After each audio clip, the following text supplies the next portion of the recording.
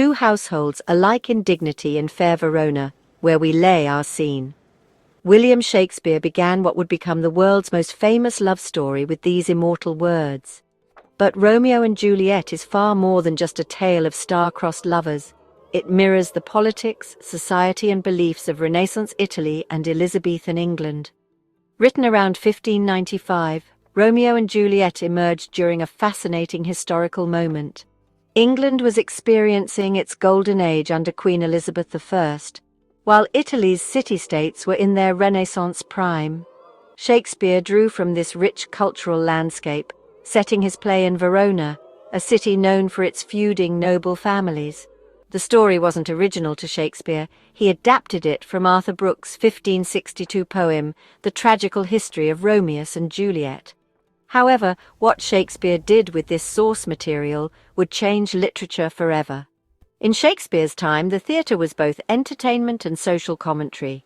Young men played all roles, including Juliet, and performances happened in broad daylight at venues like the theatre and later the Globe.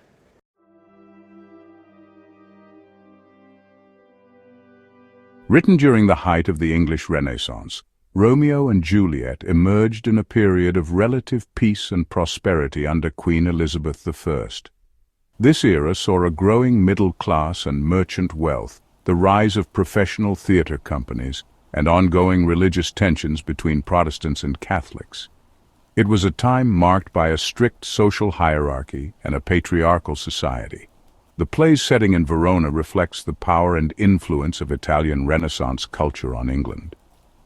Verona was a powerful city-state with real historical feuds between noble families. The customs of marriage, family honor, and the role of the Catholic Church were central to daily life. Merchant wealth and the importance of trade were also significant aspects of the time. The theatre context of the period is equally fascinating. Performances were held at venues like the theatre and later the Globe, featuring all-male casts with young boys playing female roles. These daytime performances used minimal props and attracted mixed audiences from all social classes. Theatre companies faced competition and had to navigate censorship and political considerations.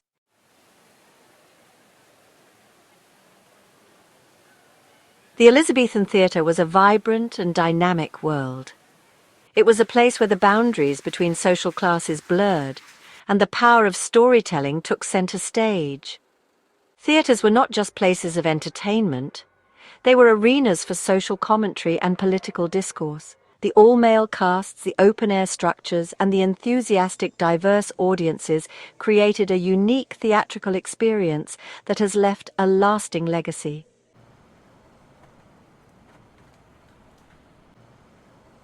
The theatre, established in 1576, was the first permanent theatre in London. Built by James Burbage, the father of the famous actor Richard Burbage, it was located in Shoreditch, just outside London's city limits. This three-storey wooden structure had a circular design that could hold between 2,000 and 3,000 spectators. The theatre was an open-air amphitheatre, with a standing area known as the yard or pit for the common folk. Wealthier patrons could sit in the galleries, which offered a more comfortable viewing experience. This innovative design set the stage for future theatres and helped to shape the development of English drama.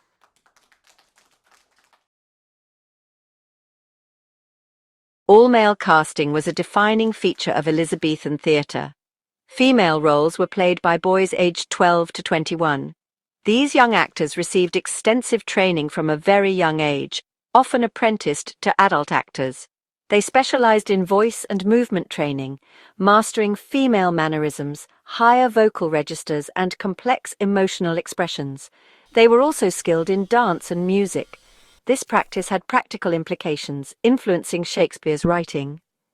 It allowed for the creation of complex female characters like Juliet, added multiple layers of gender play, and included self-referential jokes about gender. Costume considerations were also significant. Female costumes were expensive and actors wore elaborate wigs and makeup. The costumes often indicated the character's status.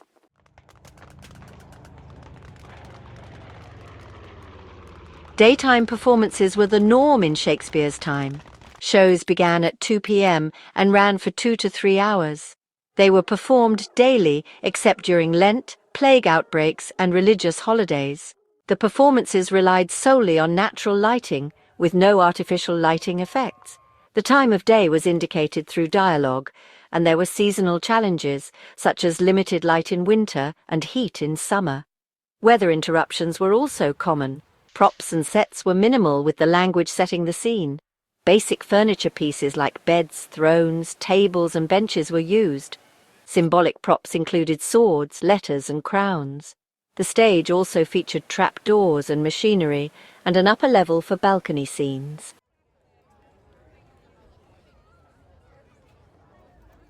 The audience composition at Shakespeare's plays was diverse, spanning various social classes. The groundlings who stood in the yard included apprentices, labourers, and merchants, and paid 1 penny. The middle gallery was occupied by merchants and craftsmen, who paid 2 pennies. The upper gallery was for wealthy citizens and minor nobility, costing 3 pennies. The most expensive seats were in the lords' rooms, reserved for nobility and wealthy merchants, at 6 pennies. Audience behaviour was interactive, with vocal responses to the action on stage. People ate and drank during the shows, moved between different areas, and used the theatre as a social networking opportunity.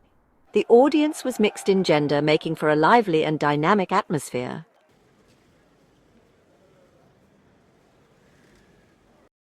Theatrical competition in Elizabethan England was fierce. Rival companies such as the Admiral's Men, Worcester's Men, Oxford's Men, and the Queen's Men vied for dominance. They competed for popular plays, the best actors, royal patronage, and, of course, audience attendance. Business strategies were crucial for success. Companies employed a repertory system, regularly introducing new plays to keep audiences engaged. Star actors were a major draw, and special effects added to the spectacle. Marketing was done through bills and word of mouth, ensuring that everyone knew about the latest performances.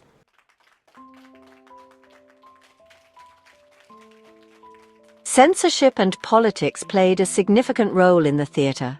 The Master of Revels was the official censor of plays, reviewing all scripts and demanding changes when necessary. He controlled performance licenses, making his approval essential. Political considerations were always in play.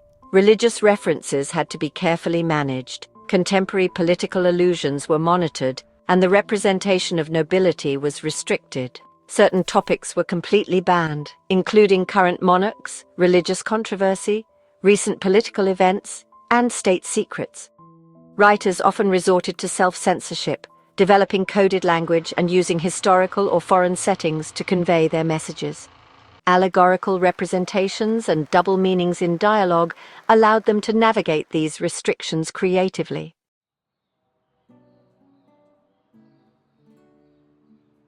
Performance adaptations were a hallmark of Elizabethan theatre. For instance, boy actors played female roles like Juliet, and scenes meant to depict night were performed in daylight. The sets were minimal, relying on clear language to establish the scene.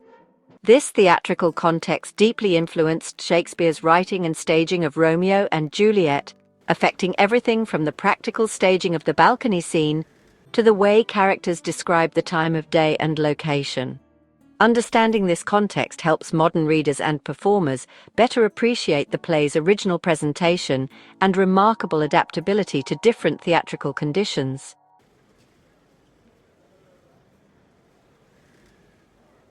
The story unfolds over just 5 days, a breathless pace that adds to its tragic intensity. Let's break down the key events. Sunday, the Capulet feast where Romeo and Juliet meet. Monday, the secret marriage. Tuesday, the fatal duel, Romeo's banishment. Wednesday, Juliet takes the sleeping potion. Thursday, the tragic deaths of both lovers.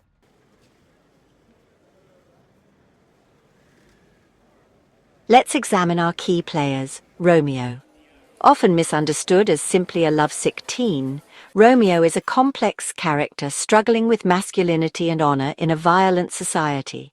His quick transition from loving Rosalind to Juliet isn't fickleness.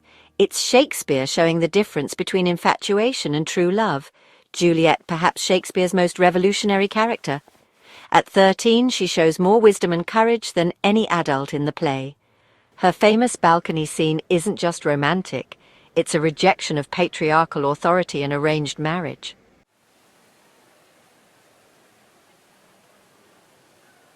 The play weaves together several significant themes. 1. Love versus hate, the feud between families, love's power to transcend social boundaries, and the cost of hatred. 2. Youth versus age, the generation gap, wisdom versus experience, and parents' expectations versus children's desires.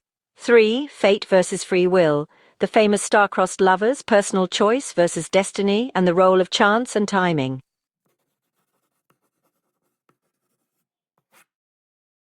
Shakespeare's language in Romeo and Juliet is, well, extraordinary. The play contains some of his most beautiful poetry, including the prologue's perfect sonnet, Romeo and Juliet's shared sonnet at their first meeting, and Juliet's famous "Wherefore art thou Romeo" soliloquy.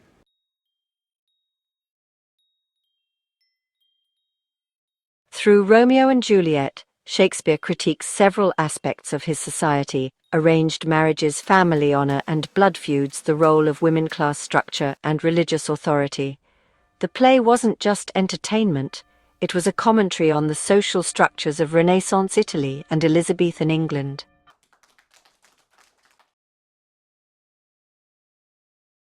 Romeo and Juliet has inspired countless adaptations.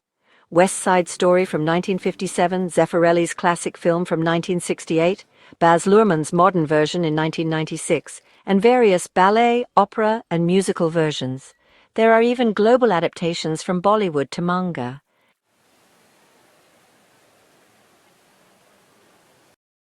Why does Romeo and Juliet still resonate today? Well, it's because of family conflicts, generation gaps, religious and cultural divisions, the power of young love, and the cost of violence and hatred.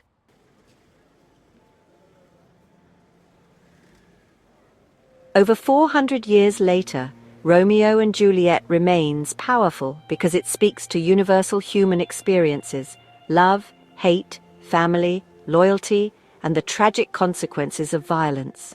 It's not just a love story, it's a mirror that shows us both the best and worst of human nature. For never was a story of more woe than this of Juliet and her Romeo. If you like this video, consider subscribing to the channel.